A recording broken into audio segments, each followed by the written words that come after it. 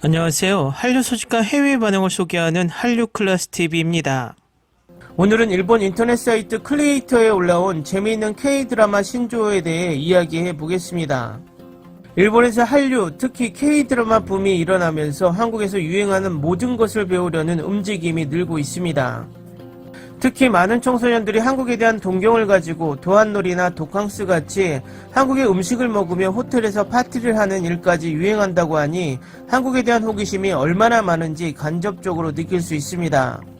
일본 인터넷 사이트 크리에이터에 주기적으로 K-드라마를 소개하는 코너가 있는데 이 코너에서 오늘은 K-드라마 때문에 생겨난 신조어 서브병에 대해 소개하고 있는데 글이 재미있습니다. 지금부터 살펴보겠습니다. 안녕하세요 여러분. 갑작스럽지만 여러분은 서브병이라는 말을 들어보셨나요? 생소한 말이죠. 도대체 어떤 병일까라고 신기해하는데 사실 이거 한국 드라마나 영화 등에 관련된 신조어랍니다. 결코 나쁜 병은 아니니까 안심하세요. 그래서 이번에는 서브병이 도대체 뭘까를 찾아보도록 하겠습니다. 서브병이 무슨 뜻일까? 서브병인 서브는 드라마나 영화, 만화 등의 서브 캐릭터인 조연 캐릭터를 말합니다. 주인공은 아니지만 메인 캐스트 중 한 사람이거나 조연 같은 위치의 역할이나 캐릭터를 말합니다. 한국어로는 서브 주인공이라고 부릅니다. 이번에 언급하는 신조어는 한국어로 서브병이라고 합니다. 이 서브병은 주연 주인공보다 서브 주인공이 호감을 갖거나 강하게 끌리는 현상을 말해요. 한국 드라마를 좋아하는 사람이나 자주 보는 사람이라면 분명 이 서브병에 한 번쯤은 빠져본 적이 있지 않을까요? 예를 들면 한국 드라마에서의 러브스토리라고 하면 사랑의 삼각관계는 정해져 있죠. 사랑의 경쟁자가 되긴 하지만 결국 주인공과 맺어지지 않는 역, 이게 서브 주인공이라고 하는군요. 이 역에 빠져버리는, 주연보다 서브 주인공이 멋져라고 사로잡혀버리는 것이 서브병이라고 하는 것입니다. 한류 열풍을 일으킨 겨울연가를 예로 들어보면 최지우가 연기하는 여주인공 유진을 둘러싸고 사랑의 경쟁자가 되는 것이 윤사마, 배용준이 연기하는 준상과 고 박용화가 연기한 상혁 둘이죠. 이 둘 중 준상보다 나는 절대 상혁파야 라는 사람, 유진과 상혁이 맺어지길 바라며 봤다는 사람은 완전 서브병이에요. 겨울연가와 마찬가지로 윤석호 감독이 만든 다른 드라마를 봐도 가을동화에는 원빈, 봄의 왈츠에는 다니엘 헤니처럼 매력적인 서브 주인공이 나와 있죠. 한국 드라마에는 서브를 빼놓을 수 없는 존재군요. 그럼 여기서부터 서브병 유발이 틀림없는 너무 매력적인 서브 주인공이 등장하는 드라마를 3작품 소개해드리겠습니다. 서브병 드라마 여신강림 한서준. 인기 웹툰이 원작인 이 드라마에서는 아이돌 그룹 아스트로 차오누와 모델 출신 배우 황인엽이 여주인공을 두고 사랑의 경쟁자가 됩니다. 얼굴 천재 차은우가 연기하는 꽃미남 우등생 이수호가 매력적인 건 물론이지만 황인엽이 연기하는 좀 불량하지만 사실 착한 한서준이 못 견디겠어요. 츤데레로 반전되는 한서준파 시청자들도 꽤 많았던 건 아시나요? 서브병 드라마2 킬미힐미의 오리온. 이 드라마에서는 이제 신세대 한류 스타가 된 박서준이 무려 서브 주인공으로, 다중인격에 시달리는 차도연을 지성이, 정신과 의사 리진을 황정음, 그리고 리진의 쌍둥이 오빠 리온을 박서준이 연기하고 있습니다. 쌍둥이 오빠라는 입장상 누구에게도 털어놓을 수 없는 리진을 향한 마음을 안고 살며시 조용히 리진을 지켜보는 안타까운 모습에 저도 모르게 감정이입하게 됩니다. 서브병 드라마3 이태원 클라스 오수와 주인공을 둘러싸고 삼각관계가 되는 경우가 많습니다만 서브 주인공이 이번에는 남성만이 아닙니다. 이태원 클라스에서는 박서준을 연기하는 주인공 박세로이를 둘러싼 여자들 간의 싸움이, 김다미가 연기하는 여주인공 조이서와 건나라가 연기하는 세로이의 소꿉친구 오수아가 사랑의 불꽃을 터뜨리고 있었죠. 인터넷상에서는 이서파냐 수아파냐 하는 것이 화제가 되기도, 수아파 중에서는 이 삼각관계의 결말에 불만의 목소리도 엄청났고 그만큼 수아에게 끌린 사람, 수아를 응원하고 싶다고 생각하는 사람도 많았나봐요. 어떠셨나요? 이번에는 한국어 신조어 서브병을 다뤄봤습니다. 주연 아닌 분에게 끌리는 사랑의 라이벌 역이나 조연 쪽이 멋져 보인다라고 한 경험 누구나 한 번쯤은 있지 않을까요? 한국 드라마는 서브병 드라마뿐인 것 같네요. 어떤 드라마에도 매력적인 서브 주인공이 등장하죠. 서브병 무서워라. 한번 빠지면 좀처럼 빠져나오지 못할 것 같아요.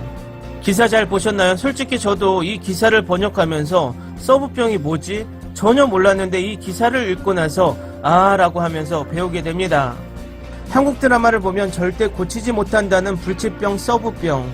제 개인적인 생각이지만 이것이 한국 드라마의 강점이지 않나 생각해 봅니다. 대부분의 외국 드라마를 보면 주인공을 제외하고 나머지 캐릭터들을 그냥 1차원적으로 보여주며 주인공 한 명만 부각되는 경우를 많이 봅니다. K드라마는 어느 순간 주인공 중심의 드라마가 아닌 전체적인 스토리를 따라가면서 주변의 인물들을 입체적으로 보여주기 때문에 더 해외 팬들로부터 사랑받는 드라마가 되지 않나 생각해 봅니다. 혹시 여러분도 K드라마를 보면서 서브병에 한 번쯤은 걸리지 않으셨나요? 다음은 최근 일본에서 서브병 유발자를 가장 많이 만든 K드라마 이제 곧 죽습니다를 시청한 일본 시청자 반응입니다. 메시지성이 강하고 무게감이 있지만 엔터테인먼트성도 제대로 있어 재미있었다. 보고 있을 때 흥미로운 부분은 마지막 신과 같은 여자의 배우였다. 어쨌든 모두 행복해지기를 바란다. 여러 배우로 만들어졌다. 스토리적으로도 좋았고 모두 복손회수를 할 수 있는 제작 김재욱의 사이코패스는 최고. 마지막까지 좋았지만 결국 이지수는 어떻게 될까? 박태우를 잡는 사람이 없어진 거 아닌가? 거기에 신경이 쓰였다. 현실성이 떨어져 있는 내용으로 무리한 스토리일까라고 생각했는데 여러가지 관계가 잘 연결되어 계속 신경이 쓰여 몰아보기로 봤다. 지금 인생이 괴로운 사람에게 보게 하고 싶다. 여러가지를 생각하게 하며 여러가지 납득가는 스토리였다. 다만 죽을 때 옮겨진 사람들은 본인의 의사를 무시한 채 죽어버리는 것은 귀엽다고 생각했다.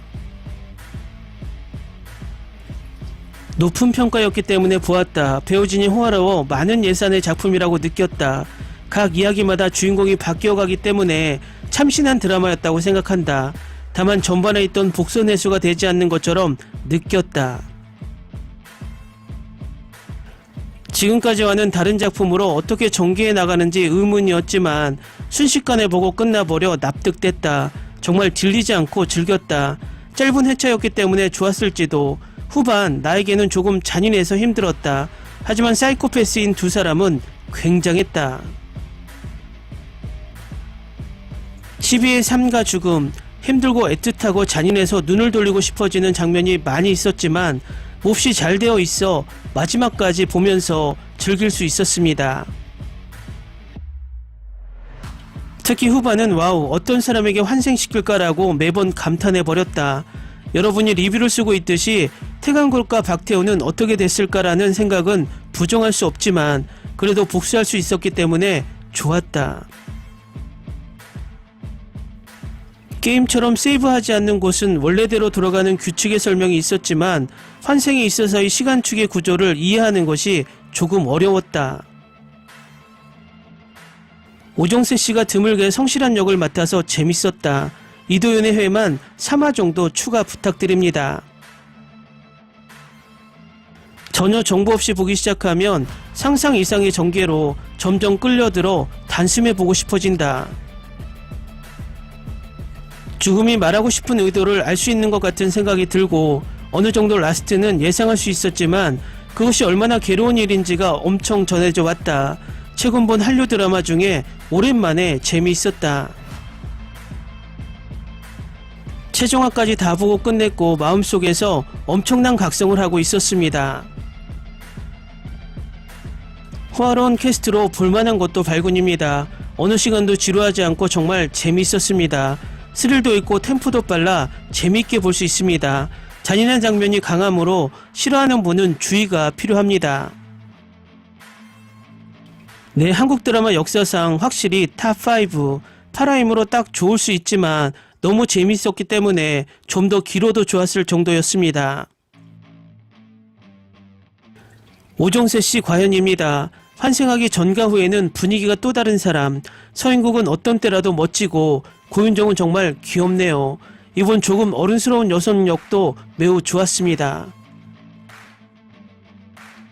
연말에 시즌1을 보고 계속 기대하고 있었습니다. 놀라운 드라마 마지막 이야기에서는 어머니 아들의 감성을 건드려 눈물이 멈추지 않았습니다. 픽션이고 아무도 사후에 대해서는 모르지만 진리라고 생각합니다. 실패하면 어때요? 많은 젊은 분들에게 꼭 보라고 말하고 싶습니다. 복수의 이야기라고 생각했기 때문에 생각했던 것과는 달랐지만 재밌었습니다. 생각하게 만드는 이야기였습니다. 원작도 읽었지만 역시 드라마는 이재희 감정이 전해져서 좋았어. 이재욱, 고윤정, 이도현과 좋아하는 배우들만 나오니까 흡입되는 듯 보았다. 원작 만화에는 없는 등장인물이나 복선회수를 더해 치밀하게 만들어진 각본이 훌륭하다고 생각했다. 무엇보다 배우진이 모두 연기에 능숙해서 스토리에 끌린다. 곳곳에 흩어진 복선과 장치도 즐겁다. 죄수 번호와 사물함 암호, 빨간차 번호판 1201에서 이제의 죽음의 수를 나타냅니다. 이라서도 지수와 이재가 통화를 하는 장면의 책장에 빨간차 장난감이 놓여있거나 이도현 역이 읽고 있는 신문기사 속에 잡히지 않는 연쇄살인마라고 예고가 되거나 디테일까지 최고인 드라마다. 또 하나, 일화로 이재가 태강그룹의 최종 면접에 남았을 때 박태우 뒤에 장식한 빨간 그림은 우화에서 사려고 했던 그림과 같을까라고 감독의 장난기를 찾아보는 즐거움도 있다. 한국 드라마 속에서 다양한 장르와 등장인물들을 즐기면서 인생의 소중함을 느낄 수 있는 수작이었습니다. 원작을 읽지 않았지만 캐스트가 호화롭고 잔인하고 조금 슬펐다. 12명의 인생으로 다양한 요소가 풍부하고 연기파 배우가 갖추어져 최고다. 김지훈과 김재욱의 대결은 정말 굉장했다. 또 김미경씨 때문에 울었다.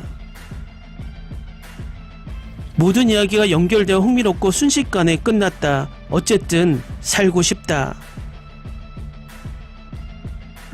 2024년 최고의 작품. 처음에는 자살반대 설교 드라마라고 생각했지만 서스펜스 요소도 섞여서 엄청 재미있었습니다.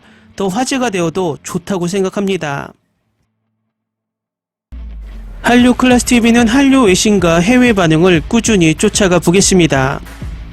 재밌게 잘 보셨나요? 여러분의 구독, 좋아요, 댓글, 알림 설정은 컨텐츠 제작에 큰 힘이 됩니다. 그리고 항상 하시는 일마다 대박 나시고 행복하시길 바랍니다.